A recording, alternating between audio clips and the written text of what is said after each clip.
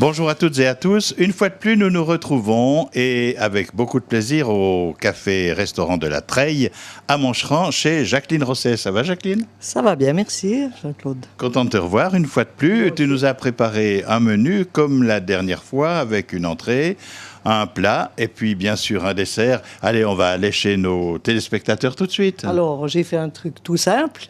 Un petit velouté de carottes à la coriandre avec une tombée de curry.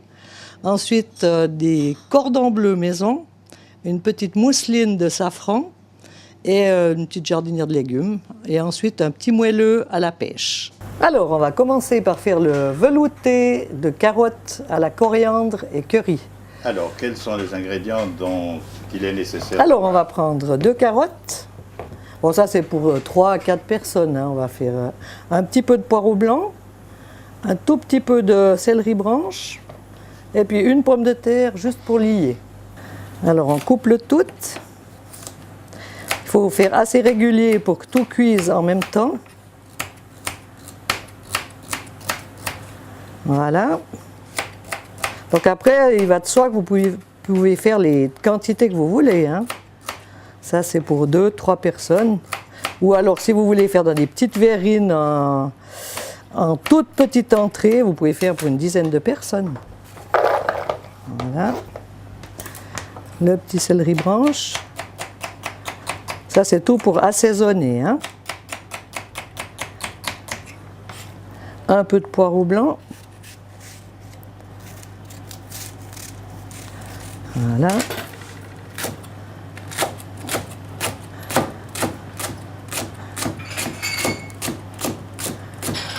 Voilà. Encore une pomme de terre. Alors ça, c'est uniquement pour lier. Ça, il n'y a pas besoin de mettre de féculents, de farine. C'est la pomme de terre qui va lier. Voilà. Et encore une petite carotte pour la couleur. C'est quand même un velouté de carottes.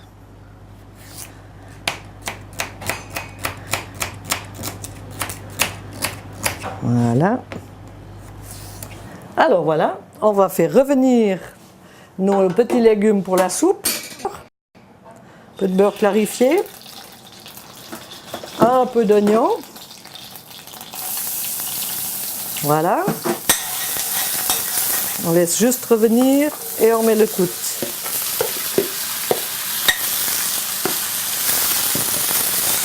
On laisse juste prendre un petit peu chaque légume.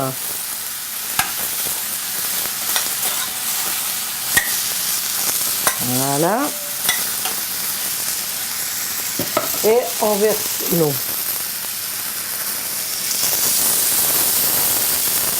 Là.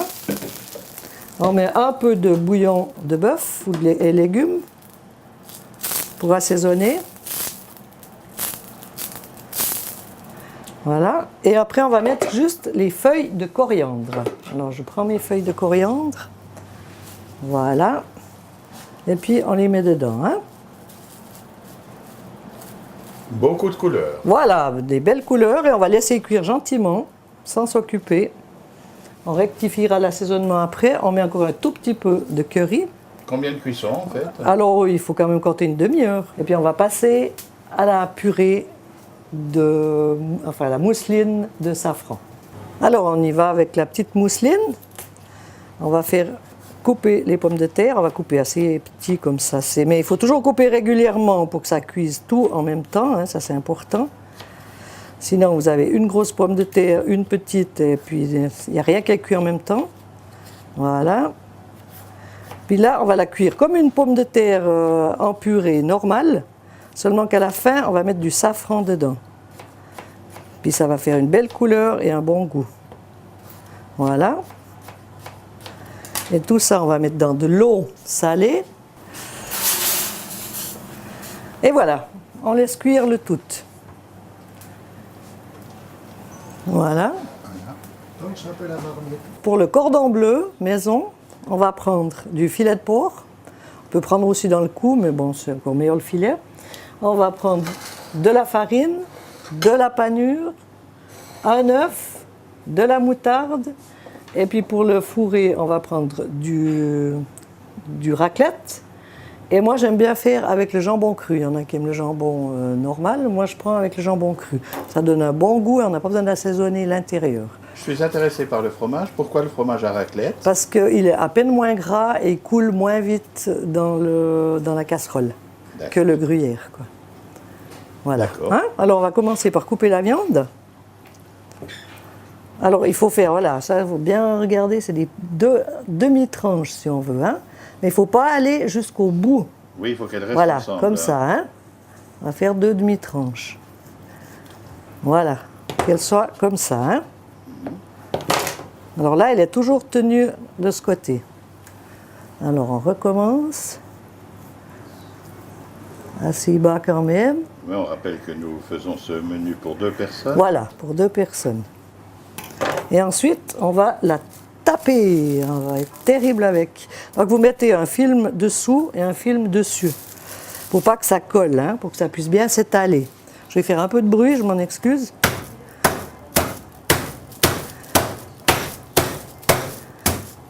Voilà. On a déjà vu ça chez le boucher. Hein. Comme ça, on pourra bien les farcir. Si c'est trop petit, on ne peut rien faire, hein. Voilà. Je lui en veux pas, mais je suis obligée. Voilà. Ça, on a 2 beaux morceaux. Et on va prendre un beau morceau de jambon de Parme. Là, il faut voir à peu près la grandeur, hein. Il ne faut pas mettre du trop grand non plus. Voilà, puis vous enroulez dans le jambon. Et vous mettez simplement là-dedans. On puisse bien refermer. Et voilà. Ensuite, là, c'est avec les autres préparations qu'on va pouvoir bien refermer la viande. Parce que là, maintenant, vous allez dire, ça va couler dans la casserole et tout, mais non, avec la farine, tout ce qu'on va préparer, ça va tenir. Là, on va continuer avec une tranche de jambon. Il ne faut pas mettre trop non plus de fromage parce que c'est pas la peine, hein. Non, puis effectivement, ça coulerait tout. Voilà, tout à fait. Alors voilà. Et comme ça. Là, c'est fait avec du porc, on peut le faire avec... Alors du veau, c'est encore meilleur, oui, bien sûr. Avec de la volaille, avec le filet de dinde, c'est super aussi. Voilà. Et maintenant, on va passer dans les 3 parties là. L'œuf, alors moi, je le mets avec de la moutarde.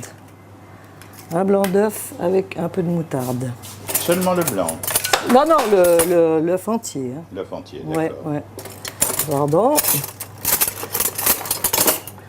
Voilà. Alors, et vous savez pourquoi la moutarde? Non, c'est une question qu'on a Voilà. posée. Eh bien, parce que c'est un liant, comme l'œuf d'ailleurs. Oui. Et c'est ce qui va justement faire tenir la farce à l'intérieur. Ça va coller, quoi. C'est un liant et ça colle. D'accord. Et en plus, ça donne du goût. On n'a pas besoin d'assaisonner autrement. On a le jambon qui assaisonne à l'intérieur et la moutarde qui assaisonne à l'extérieur. Alors voilà, on passe la pâte, la viande dedans.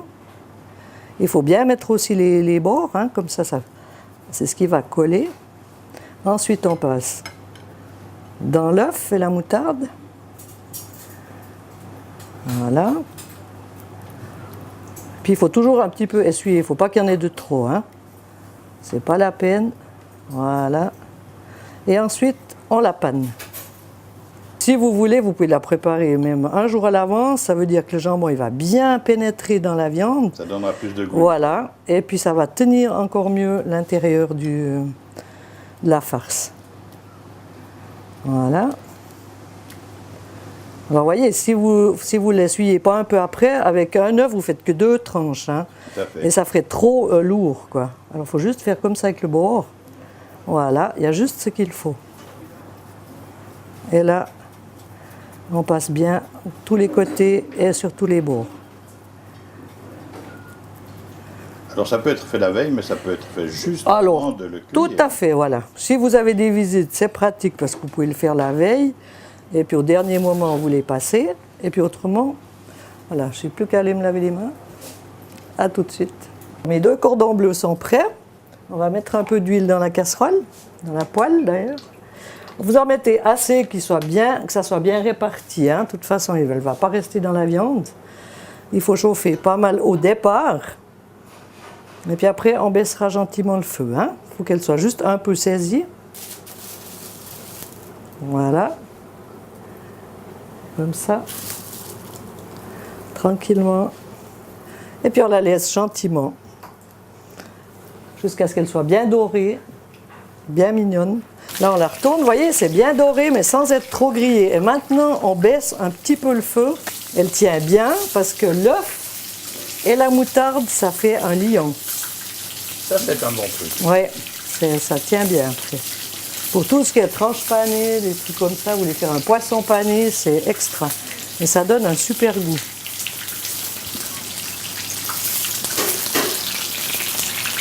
Ah, ça devient beau, hein?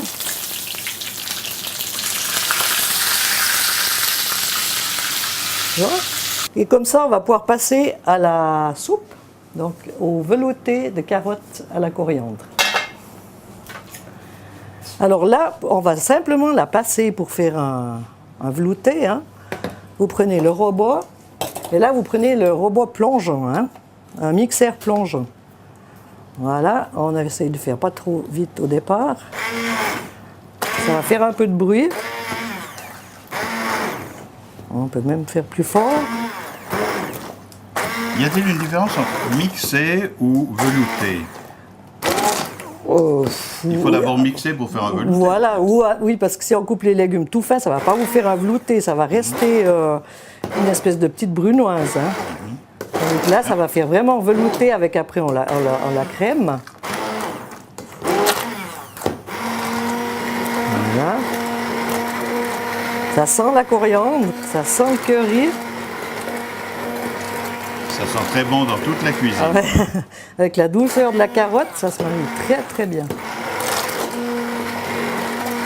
Alors on essaye de faire le plus velouté possible.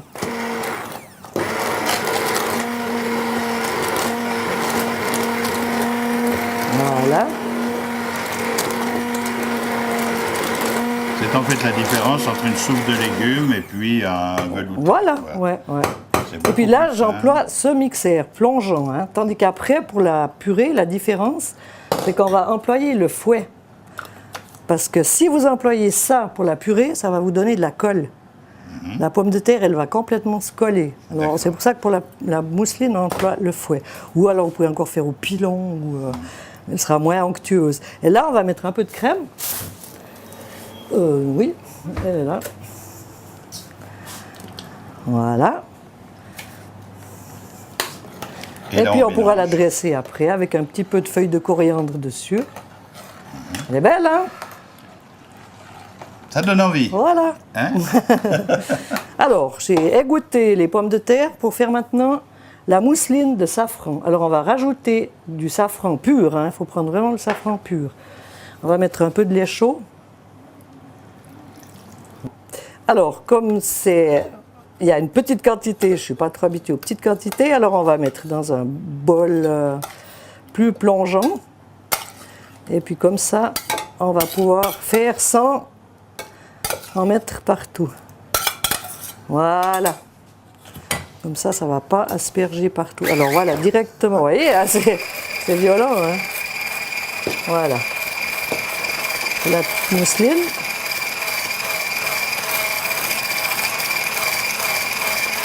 Voilà, elle passe bien. Encore un peu. Et là, on rajoute évidemment un petit peu de crème. Voilà.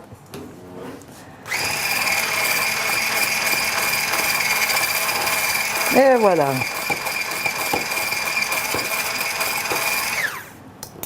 Voilà, la couleur est belle.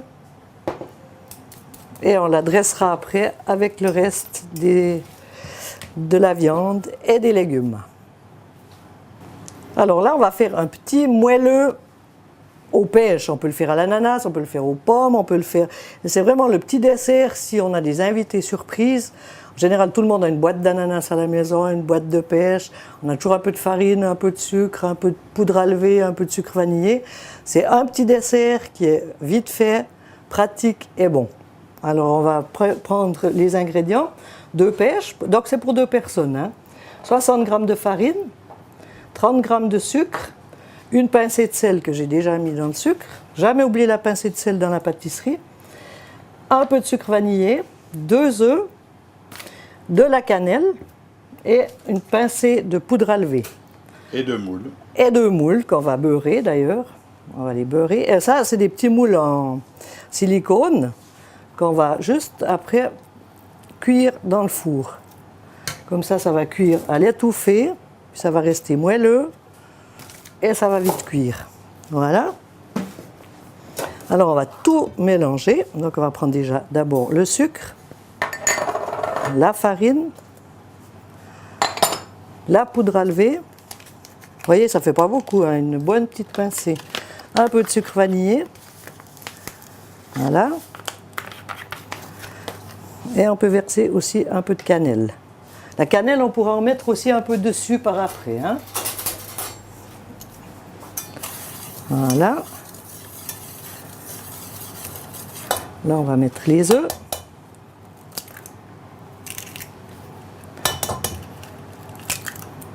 Voilà. Et on mélange le tout.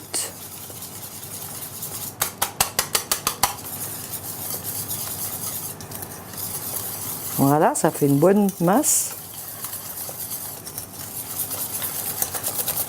Voilà, et après on met un petit peu de crème.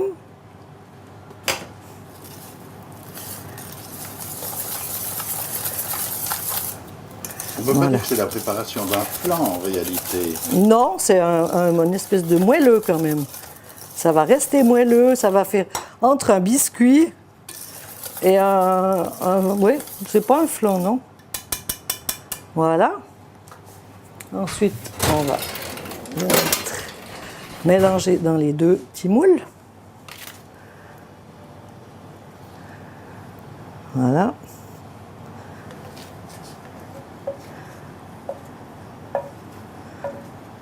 Je suis pas gauchère, malheureusement.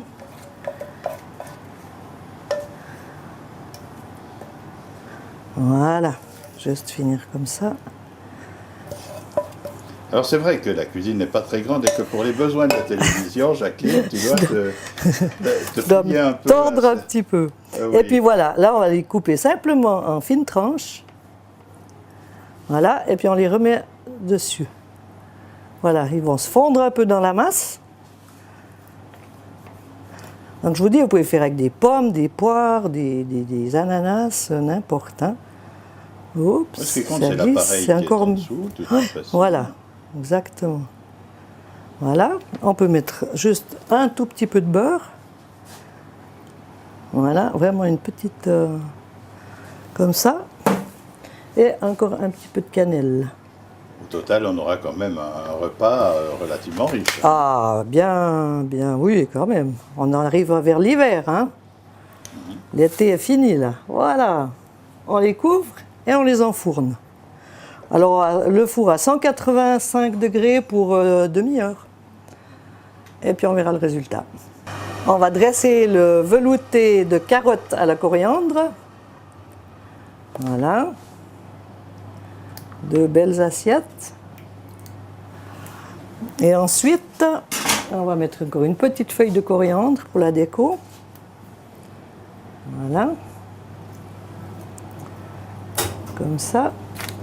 Et puis pour la touche finale, un petit peu de fleurs séchées et de poivrons séchés. Et voilà, le velouté de carottes à la coriandre et au curry. Alors voilà, maintenant l'assiette principale, on va dresser. La petite mousseline au safran, pour faire joli, on va quand même la dresser dans un sac à douille. Là, c'est mieux de mettre des gants parce que ça brûle un peu. Hein. Voilà. Comme ça. En fait, elle se conserve bien au chaud. Voilà, il n'y a aucun problème, oui. Aucun problème. Une jolie rosace. Puis les assiettes, il faut surtout bien les chauffer, hein, comme ça que ça reste parfait. Et puis on va prendre nos cordons bleus. Et voilà. Qui ont toujours tout leur fromage dedans. Voilà. Et voilà. Alors il n'y a pas de sauce, c'est servi ainsi. Voilà. Pas de sauce. Cordon bleu, il n'y a jamais de sauce, non. Puis comme vous avez quand même le moelleux de la pomme de terre, le moelleux dans la viande avec le fromage et le jambon, je pense que ça va suffire. Bon appétit. Alors voilà les deux moelleux que j'ai sortis du four. Je les ai enfournés donc 25 à 35 minutes, ça dépend du volume. Et puis on va les dresser. Donc ça se mange ou tiède ou froid. Hein. On peut les dresser ou comme ça ou dans l'autre sens. Voilà, c'est selon. On va mettre un de chaque comme ça. Et puis on va les décorer juste gentiment pour faire un petit décor sympathique. Ça, c'est un dessert que vous pouvez aussi préparer à l'avance. Si vous avez des visites, c'est très pratique. Vous pouvez aussi en faire un pour deux. Voilà, c'est un dessert copieux quand même. Hein. Voilà. Surtout après le velouté. Après le velouté, après le cordon bleu, un petit peu de sucre glace.